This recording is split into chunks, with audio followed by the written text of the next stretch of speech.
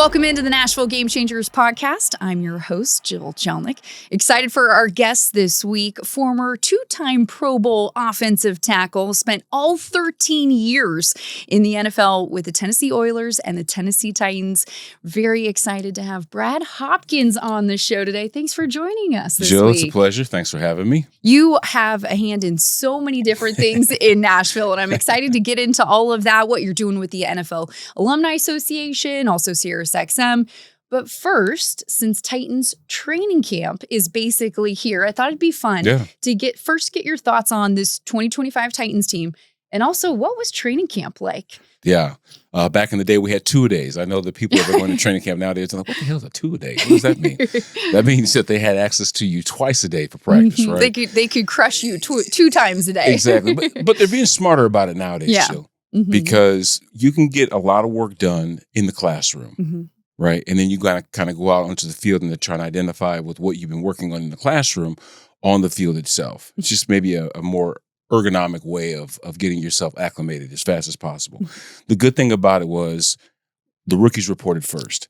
They needed a head start on how to manage themselves, on how to get themselves ready in the type of situation that they're going to be dealing with once the veterans report. That's a completely different environment.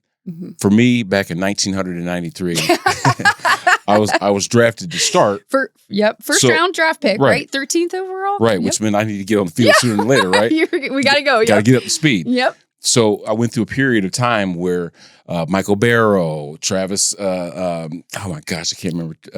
Anyway, it will come to you. Pick. Exactly. But guys that you knew were going to see the field earlier, we had to really start getting into the playbook, learning what we were going to be doing because we were going to be on the field playing.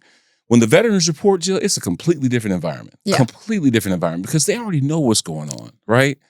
This is like, old hat for them. They've been used to the environment. They've been used to where their bodies are supposed to be, the condition of it all. For us newbies, man, we were just trying to get in where we fit in and make sure that we weren't screwing up too much, causing things to delay.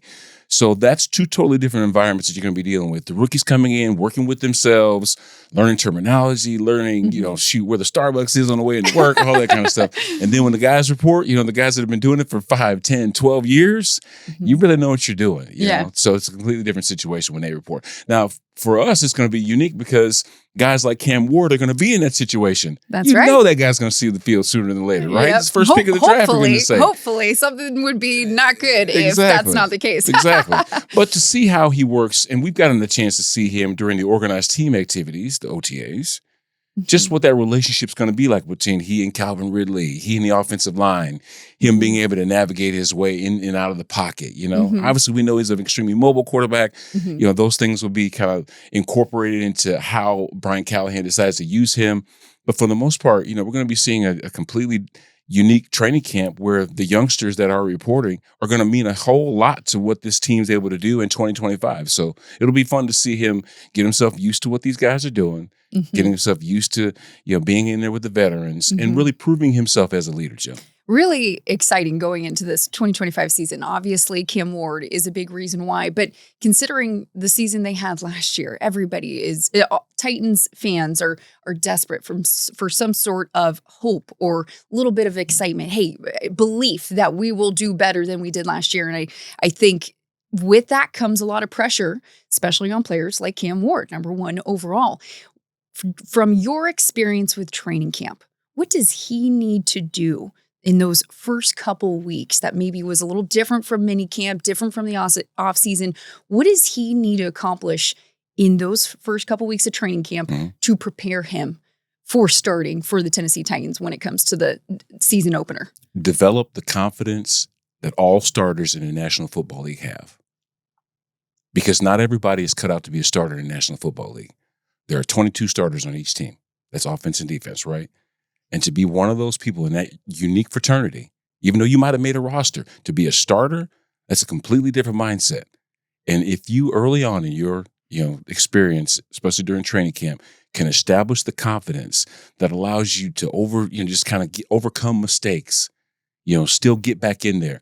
When you see guys like Steph Curry shoot a shot and they miss it, what do they say? Keep shooting, right? Well, that's confidence. That's the confidence to be able to kind of have that mindset to keep doing it. So we know that he's gonna do some really good things. That's why he's a talented player that was taken with the first pick of the draft. But can you put those things that you know are going to be problematic for you in the rear view and keep striving to get better every single day? What that then does is it allows the group that you're leading to have the same kind of confidence in you. So it's got to start with yourself. You've got to have the confidence that the unit, that the coaching staff, that the fans would want to have in you to be a leader of this team. And once that's established, everything's everything. I remember them talking about Jalen Hurts for Philadelphia Eagles and how this guy is unflappable. Unflappable. Unflappable. I don't even know how to spell that. I can say it. But the point is, the guy never gets rattled. Yes. That's probably why he's been to the Super Bowl twice. That's probably why in a short period of time, he's regarded as one of the best quarterbacks in the game, because he developed that confidence to be able to get better with the things that he's good at, but also learn from the mistakes and put those things in the rear view so that way he doesn't make them again. You mentioned developing that confidence in training camp, and part of that is also developing confidence in your offensive line, developing that chemistry with that offensive line, especially for a young quarterback. And Titans offensive line, a lot of new faces this year. They brought in some veterans. Dan Moore Jr. is going to take over that left tackle position.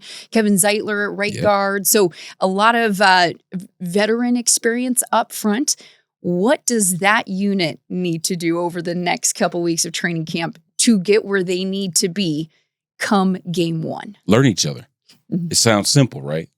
People keep using that word cohesion when it comes to offensive line, because cohesion means that there's a lot of gelling that needs to take place between that unit of 5 guys that have to play as if they're one person. Because you can be doing all the things right as an offensive line, but if one person does something wrong, that could just have a domino effect and throw everything else off. But the one thing that we have working for us is that we have 2 draft picks in the bookend spots between JC playing left tackle and, of course, having Dan at the right tackle and Dan playing the left tackle. That's a veteran. That's a rookie that's got some experience who had played left. You got Peter playing that left guard spot, who was obviously a high draft pick a couple of seasons back, but now he's got more veteran experience. Kevin Zeitler might be the steal of free agency. Ooh, okay. This dude's a baller. Okay, there you go. He's a baller. Yeah. And Lloyd was doing a terrific job before the injuries kind of sidelined him. He's a key free agent acquisition from the year before. Right. So that means that they've got a nice blend of experience and a nice blend of youth that can then be developed into tomorrow's leaders on that offensive line, right? Yeah. But what they've got to do is just got to keep continuing to grow and continuing to work together, because that's what makes the offensive line unique, is that I need that guy next to me, to my left and to my right. I need to be able to understand exactly what the play design is. And sometimes the language is unspoken. I can't look to you and say, hey, what are we running here?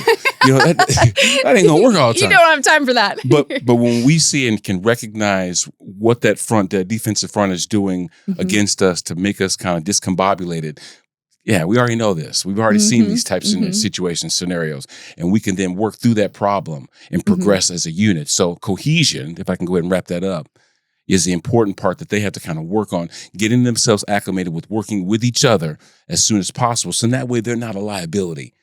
Because no matter how much credit we give the quarterbacks and running backs, people with the ball in their hands, nothing gets done, Jill, unless that offensive line is playing like they need to play. That front That's 5. Where it all starts. That's up in the trenches. 100%. Well, and no one knows better about that cohesion than the guy that blocked for Eddie George and the guy that protected Steve McNair. I bet you know a thing or two when it comes to creating that chemistry up front and blocking and protecting 2 of the biggest names in Titans franchise. What do you remember from your early days of building chemistry with Eddie and Steve McNair?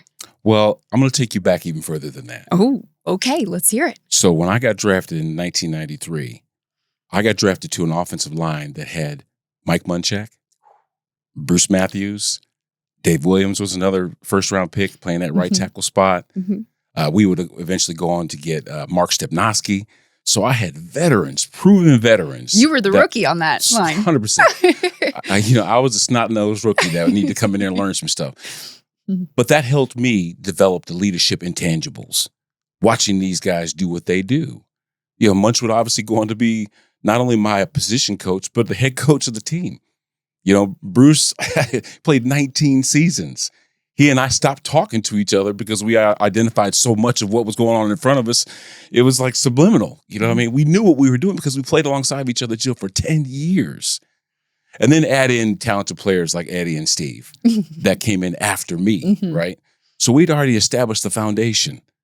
And when you have that kind of a unit that plays together like what we played together, and me learning how to be a professional from some of the greatest in the game, that doesn't make everything easier, but it makes it more palatable. It makes it more understandable for a guy like me to come in and learn. And not only on our side of the football too, Jill. I was learning from guys like Sean Jones, William Fuller, Wilbur Marshall, for goodness sake. That 93 defense led by Buddy Ryan, they had some monsters on there.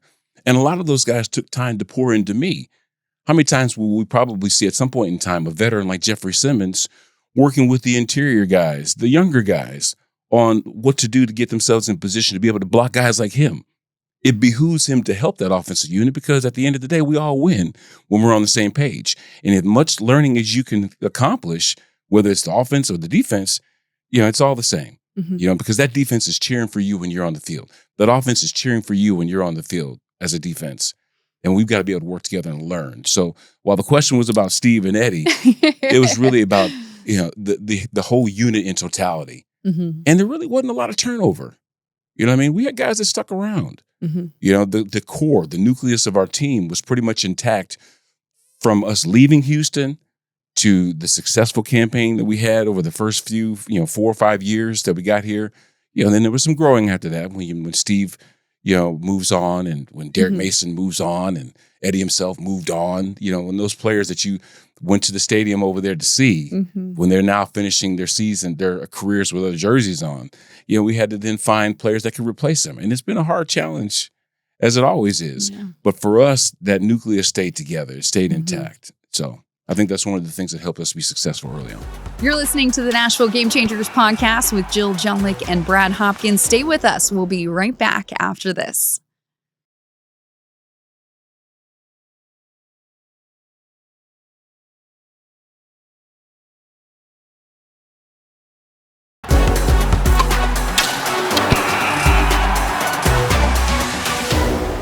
You mentioned the transition from the Houston Oilers to then, correct me if I'm wrong, Memphis, right before you came to Nashville, and then you became the Tennessee Titans. You were there for all of it. What sticks out to you the most when it comes to that transition from the Oilers to the Titans? Yeah, that's a great question. Us moving to Nashville before we had any sort of foundation set. We didn't even have a practice facility. That was even in the mix of getting built, right? We're practicing in the back of a mall in Bellevue. Oh, gosh. You remember what I'm talking about? Those people that watched the Tennessee Oilers back in the day? Yeah. This is while we were going to the Liberty Bowl in Memphis to play our games. And then the next year playing in Vanderbilt Stadium. Hell, we gave them grass. It was turf when we first got there, But I think that, Jill, was probably what made that whole experience so unique, was the fact that we were a transitioning team that really didn't have a lot of stability, but yet we found a way to stay together. 8-8 was our record, I think, for those 3 years. Sounds bad, right? It could have been worse. It could always be worse. We were at 500. Think about that. We were at 500 while we were practicing in the back of a mall, while we were heading to B&A every single weekend to go play a home game or away game. And we were just happy to just be playing down the street on West End, for the time that we did. And yes, that stadium was cursed. It was. I'm going to go ahead and say that. Yeah. But I think that's what led to the love affair that Nashville would have with us, because we grew up together. Nashville was SEC. Nashville was college football. They didn't care rats about the NFL. And Memphis surely wasn't an open door for us. They were like, hey, man, we were supposed to get them Titans. Whoever was coming to the National Football League, we were supposed to get them. And when they didn't, they felt a certain way about it. I remember going out into the Liberty Bowl during playing the Steelers, and we got booed. Oh, gosh. There were so many Steelers fans in the stadium. That was your home game. Steve walks out onto the field in Liberty Bowl, our home game, and getting booed. Same thing. But, I think that when you start, anytime you can go to the Super Bowl the first year your stadium is built, that creates a certain environment. So that's what lent to the love affair that I think Tennessee, the community, would have with us as Titans. The fact that, and we went to a few AFC Championship games too in that period of time. So it was definitely a unique experience, one that's almost impossible to replicate unless you decide to move somewhere else and do the same thing all over again, which even back then was unique.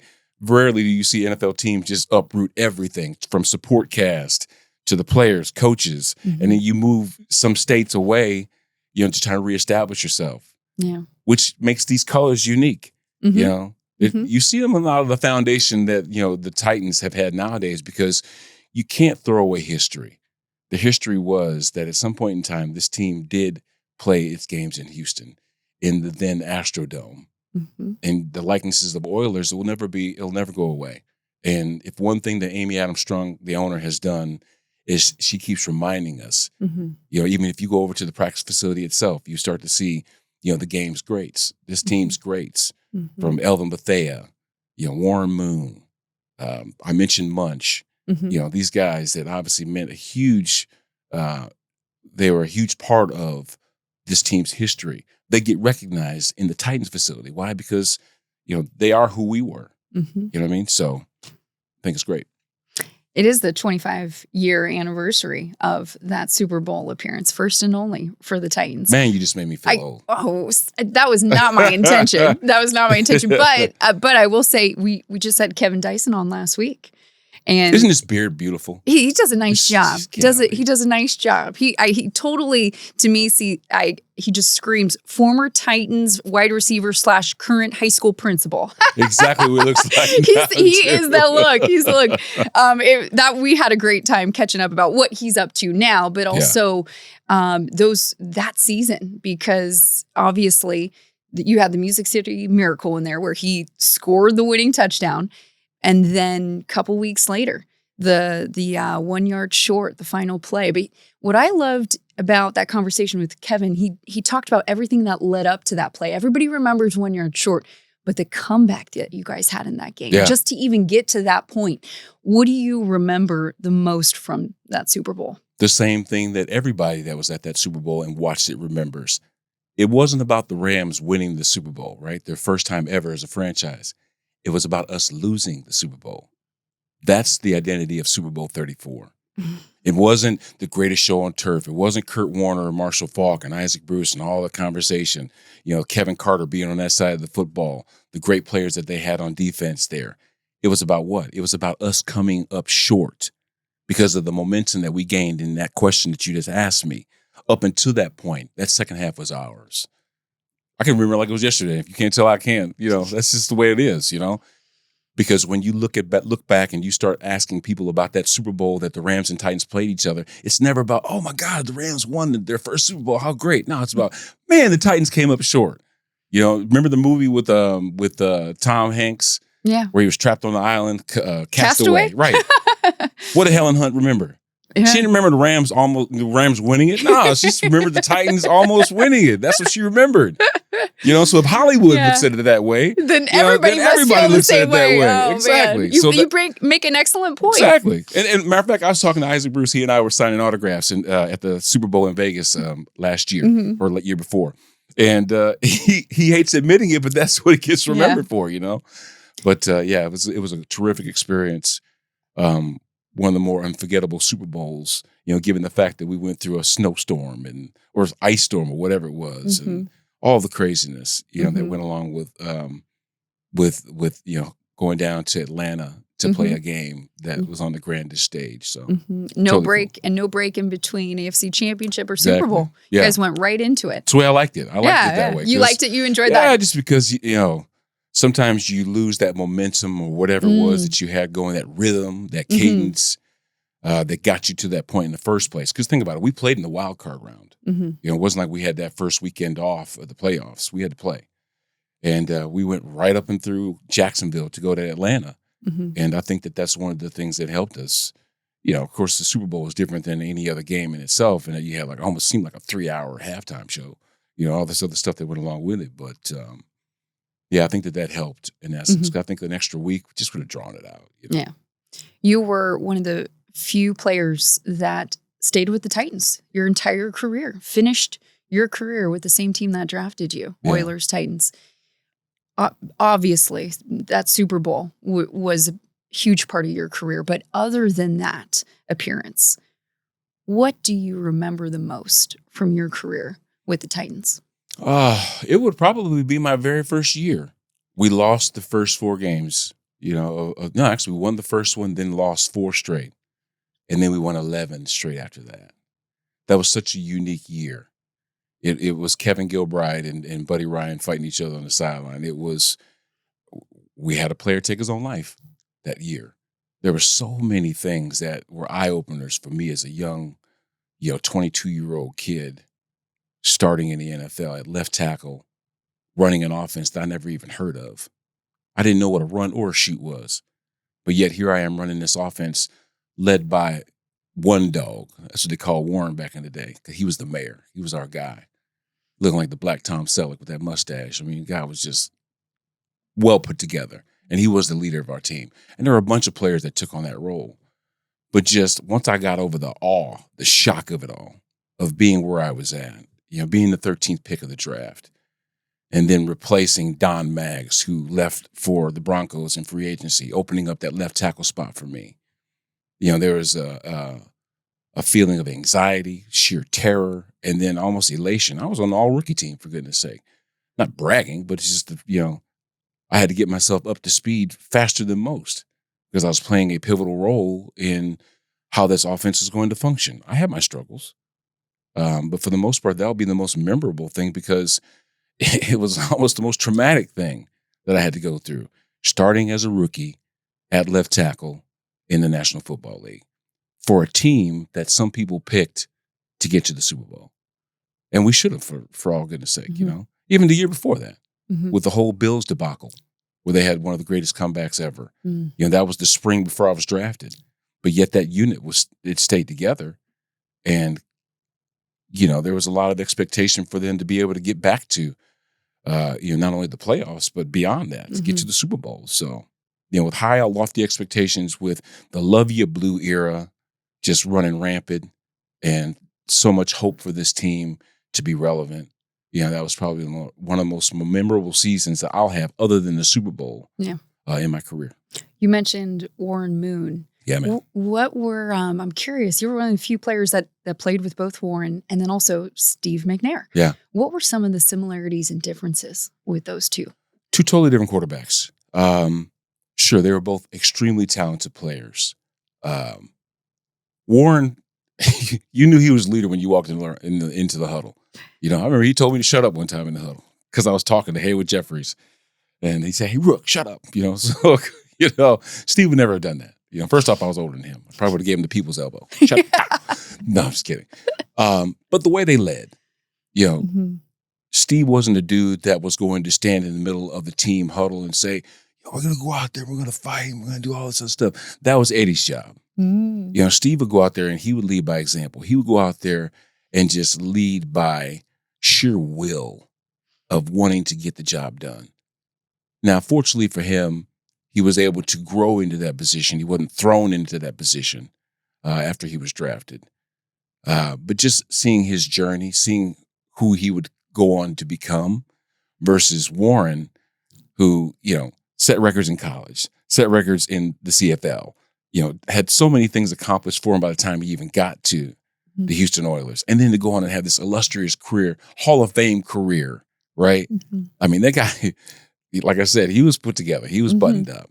So 2 totally different styles of character, if you will, but both extremely talented quarterbacks that won the leadership role by either how they conducted themselves, well, both of them by how they conducted themselves, but one would have been more vocal than the other. That's about the only thing I can say. Because Warren was our spokesperson. Yeah. You know what I mean? He was the one that, the cameras were always in his face first. You probably liked it a little bit, huh? Yeah. Yes, he did. Yeah, took a lot of attention away from us. You liked it too. You're like, here's Warren. Go to talk to Warren about that. Warren over there. Warren's got some thoughts on that. Totally. But no, it was 2 great guys.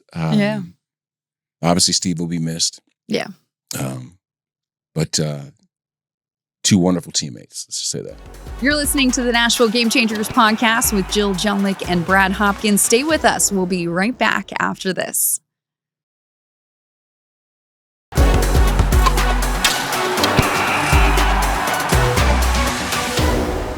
Brad, you have been very busy post-football career. done a lot here in Nashville. Not only did you start your own business with your son, Bryson, which I want to get into more, but also you've been super prevalent with the NFL Alumni Association and chapter here in Nashville. Oh, yeah. How did you get started with that? And why is that so important to you? Well, I didn't feel that I did a lot when I was playing. Even though I would have had in my hearts of heart to be philanthropic, to be somebody that was engaged in the community, to give back. I would do events here and there, but it really wasn't something that I made a part. I didn't have a charity, which I felt, after it was all said and done, I probably should have had. So this is my way of being recognized in the community, wanting to do something that made life better for people around me. So Al Smith, who is our chapter president here in the Tennessee chapter, he would always be engaging me about, hey, Hop, we need you to come do this. We need you to come do that. And just that role grew. It expanded. Now I'm also the host of the NFL Alumni podcasts that we do, which, feature a lot of training for not only former athletes, but people that watch the game. Mm-hmm. We do cancer screening. We do fatherhood initiatives. We do obesity. We do neuroscience.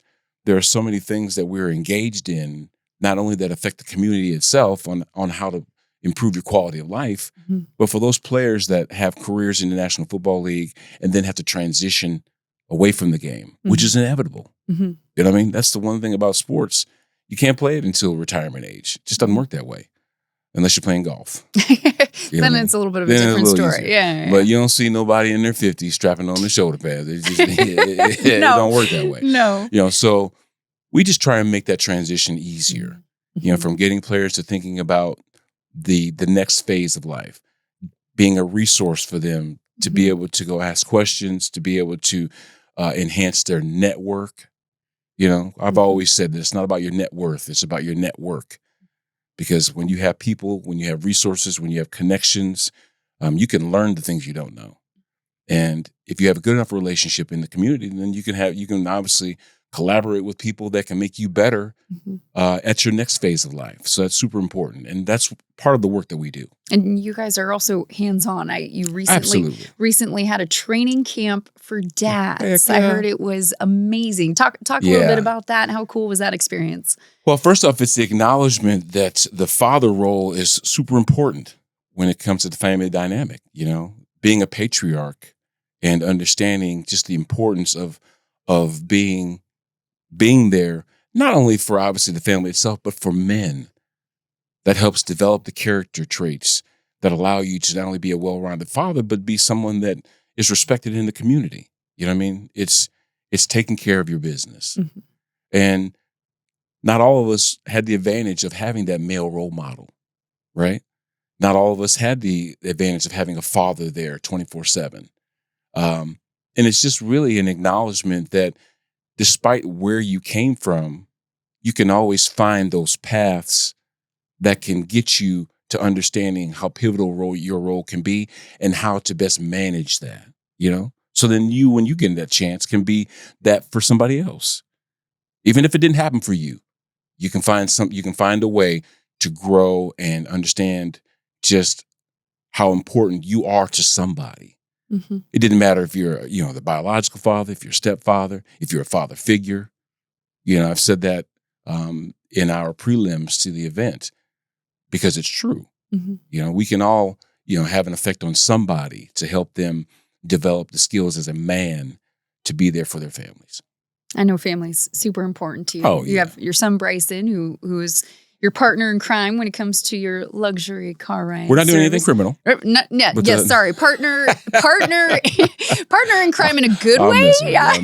And then also obviously your daughter as well. And I've got another son too. He's working, for my wife's company and doing some really good things. For me, it just, it's about family. Mm-hmm. That's why my daughter is my business admin. She does my booking and scheduling and stuff. And my son obviously is a partner.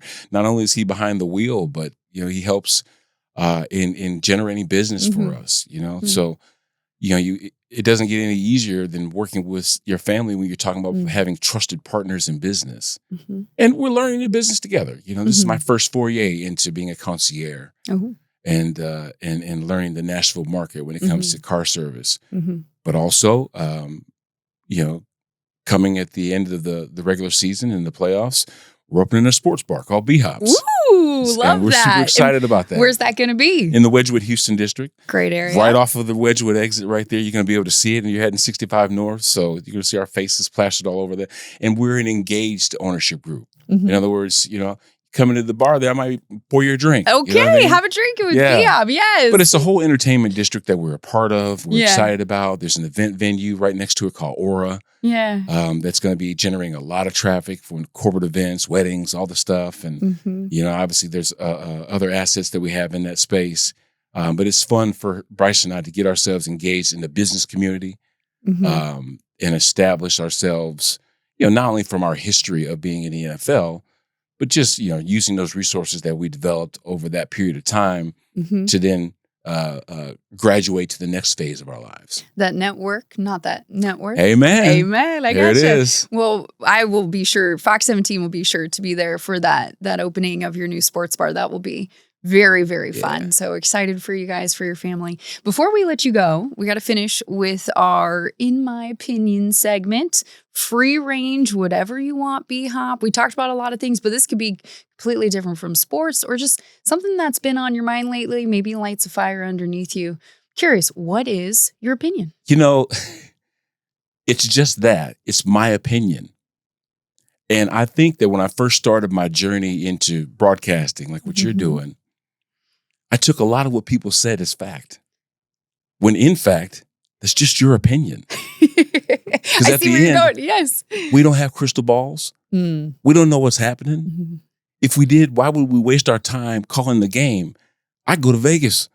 I'd hit the lotto. I'd do all these things using that skill of knowing what the future holds for us, right? Man, So at the end of the day, when ESPN comes up with the top 10, best quarterbacks or whatever else, and you see a coach responding to getting ticked off, I'm like, it's just their opinion. It's just an opinion. It's not fact. Exactly. Yes. Preseason rankings. No, oh, man. all that stuff. We can get into the weeds with that. But you're right. How many people actually have a March Madness bracket that never gets busted?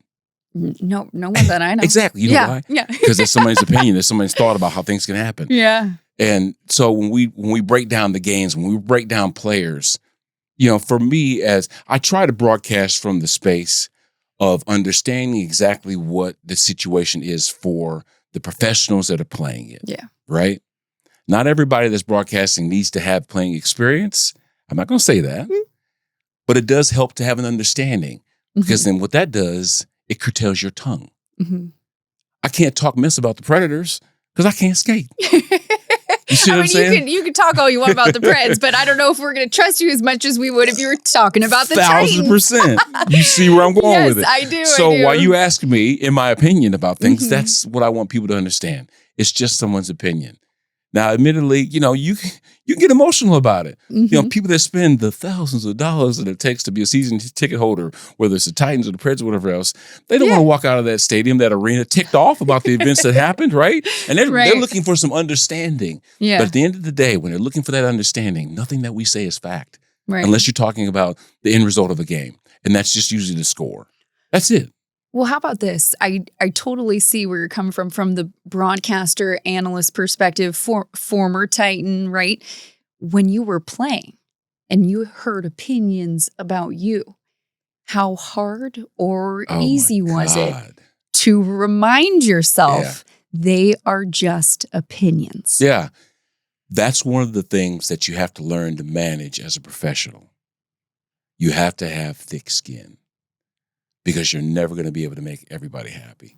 There's always going to be a detractor. There's always going to see the glass half empty when it comes to you as a player. It's the way it is.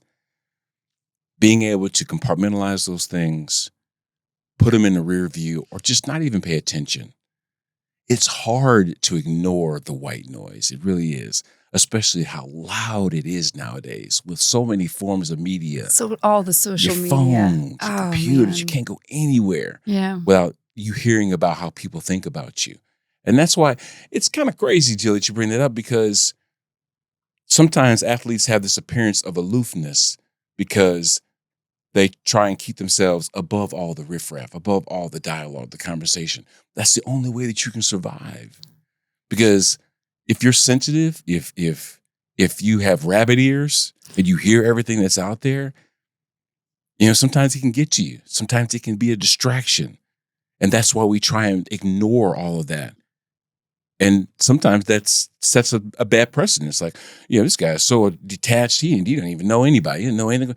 Well, it's almost by necessity. Mm-hmm. Because if I listen to everything that everybody said, first off, there'd be too many of me that I need to invent to be able to cover all the bases of people and what they thought about me. Mm-hmm. So I just got to ignore it. You know what I mean? Mm-hmm. That's why I brought up Jalen Hurts, because Jalen Hurts has this kind of identity, this persona, to where he doesn't care about what you think about him. Mm-hmm. And it's hard for us to walk into those shoes of not caring what the public thinks about you. You know what I'm saying? Oh, it's so much easier said than done. But therein lies a confidence that I talked about in the very beginning of our conversation that you have to develop to be able to do that, to put all the negative stuff and never read your press clippings. No, you know what I'm saying? Don't read your press clipping. Don't search your name in Twitter. Don't search your name in Instagram. Don't go doing that. Yeah, because you're gonna find it far more negative than it is positive. Because there's not a lot of people that run in there saying, "Oh my God, this guy is so great. I'm just gonna keep writing about it." Yep. Versus that other scenario. Yeah, man, this guy sucks. Yep. You know what I mean? So that's just the way it is. Well, one player in the small snippet that we've seen from Cam Ward, it does seem like he has great discipline in terms of shutting off everything that is not Titans football. Oh, yeah. Whether it's him coming in at 5 a.m. or someone bringing up, oh, have you seen this? Nope, not listening, nope. not caring. And he doesn't mean it in a disrespectful way. He means it as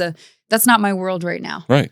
And so that confidence, I loved that conversation about him gaining that confidence in the next couple of weeks, because you're right, it's going to be huge. And whether there's going to be criticism, whether there's going to be positive feedback on him, he's going to have to weather the storm one way or another. Yeah, he doesn't have to be the leader of Nashville. No. Doesn't have to be the leader of Tennessee or the United States.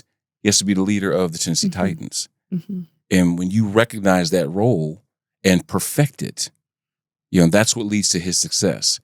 And that's what leads the players that are responsible for helping him get better.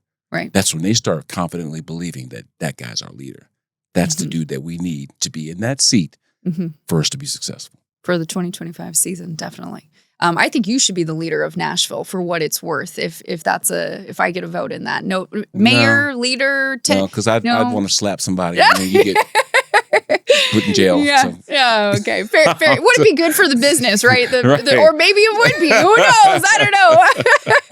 Just kidding. B-Hop, this was so much fun. I really appreciate you coming on, and really excited for your new bar. Really excited for also the new name. Remind me again the new name of your luxury So we started car. out as On the Hop. And you see the parody, right? I love that. Yeah, On the Hop. Yes. Yeah, but we then also started to have to look at the search engine optimization of it all. Mm-hmm.